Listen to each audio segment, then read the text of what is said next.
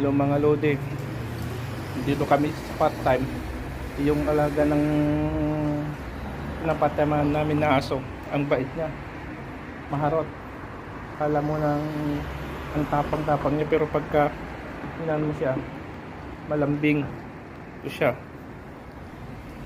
mga lodi, oh, bait niya. Harley, ilado, ilado, ilado, ilado, ilado, Harley. Ang bait niya to guys. Harold to.